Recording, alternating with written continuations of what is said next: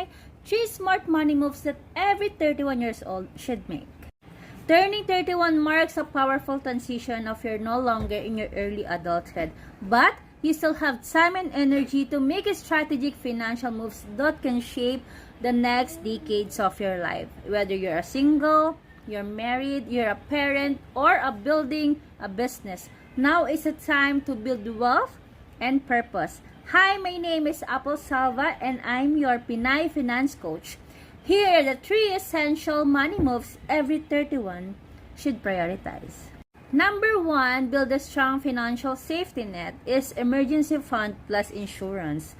Life is full of surprises, job loss, medical needs, accidents, emergencies, or even sudden family needs. One of the smartest moves you can make in your 30s is to protect yourself from unexpected financial storms. Ano pa ba yung mga dapat natin gawin? So what are the actions that we need to do? So emergency fund, you need to save at least 3 to 6 months worth of your essential living expenses. Ibig sabihin, if you have a 15,000 monthly expenses, you need to times 3 or times 6. This fund should be easily accessible po, parked in a high yield savings account or a digital bank with good returns. Second is health and life insurance. If you don't already have insurance, now is the time. Get health insurance to cover medical costs and life insurance especially po if you have children or dependents. So this is to protect your family if something happens to you. So second is critical illness and income protection. Consider products like VULs or variable unit linked insurance that combine protection and investment and at the same time, no? So this can help cover major illnesses while also growing your wealth over time. Bakit po ba kailangan? Why is it matters? So why it matters? So financial stability is not just about how much you earn. Okay? It's about how well you're protected from the risk you can control.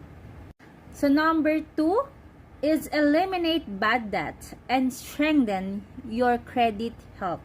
So number 2 is debt is double-edged sword. Merong good debt, meron ding bad debt. Okay, so you need to use wisely. It can help you grow your assets. Used recklessly, it can keep you trapped in a cycle of payments and stress. Lahat po ng tao dumaraan dito. All you need to do is at least you need to manage everything. Okay? And at 31 years old, it's time to be intentional about your debt. Me, as a 31-year-old, lahat po ng debt na kailangan namin bayaran, binabayaran po namin pakunti-kunti. Because sa nagdaang pandemic, aminado ako na kami rin po is naubos.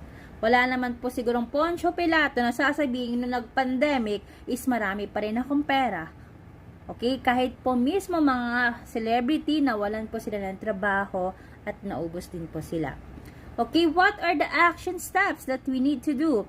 Okay, so list and review your debts. Kailangan nyo po i-review lahat ng debts ninyo.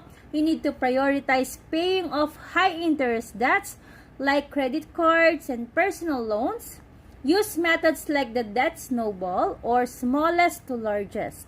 Okay, so our debt avalanche, highest interest first. So, kung meron po kayong mga debts sa bangko, unahin nyo po yung matataas ng interest. Okay? And then, avoid unnecessary loans. Okay? And we think before taking on new loans. Okay? So, as of now, we don't have any new loans. Lahat po ng loans na binabayaran namin since pandemic is binabayaran pa rin namin hanggang ngayon. At hindi na po kami kumuha ng bagong loans. Okay? Sabi dito, especially for things that don't increase in value. Hindi kayo pwede mag-loan if gagamitin nyo lang po yan like gadgets or luxury vacations. So you need to build and maintain good credit also. We need to pay bills on time. Naiintindihan naman natin, may mga hindi po nakakabayad on time, pero dapat, konti-konti. Okay? Kasi yun lang naman talagang meron. Ano pa naman, ano pa ipipilit natin? So, pakunti-kunti hanggang matapos natin. Okay? Keep your credit card utilization low and monitor your credit report regularly. So, why it matters? Bakit po ba siya mahalaga? Good credit opens the door to better interest rates on future car loans, mortgages, or even business capital. Meron akong friend na ganyan ang ginawa niya.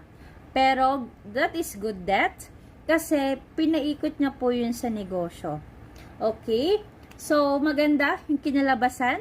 And also, his family is nasa magandang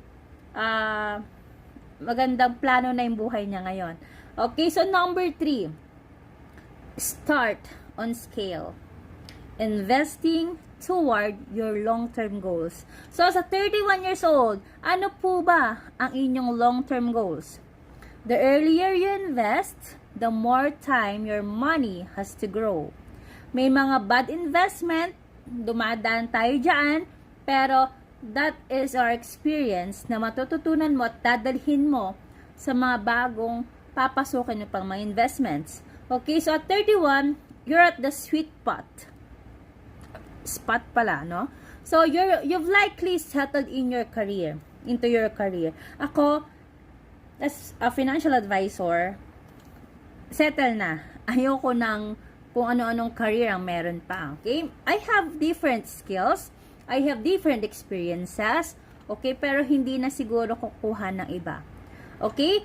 And your responsibilities are clearer.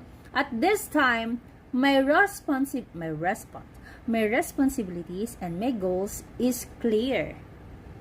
Clear and clearer.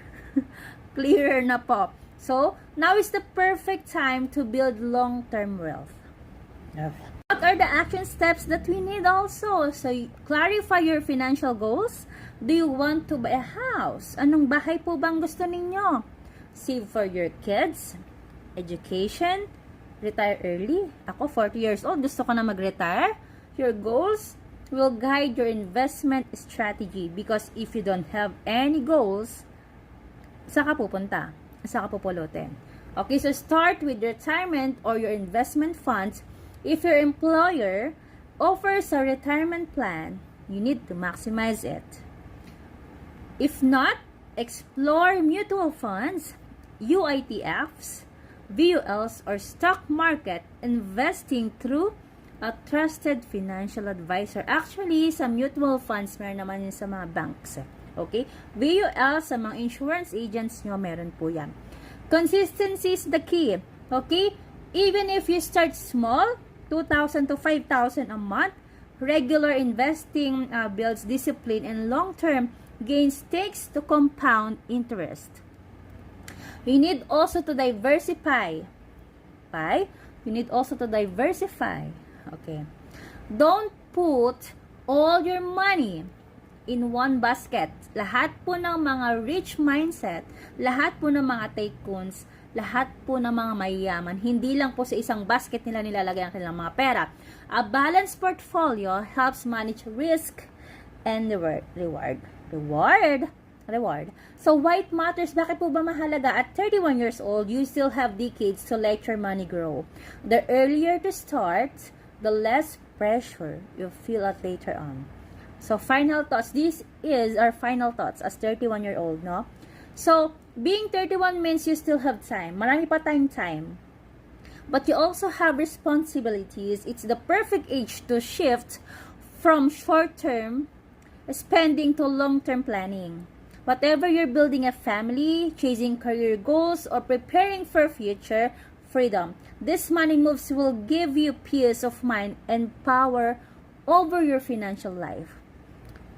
And, alam nyo na, okay? So, if you want to help building personal financial plan, okay, I can guide you with tools, options, and support. Okay? So again, this is Apple and I'm your Finance. Again, thank you so much and see you on my next video.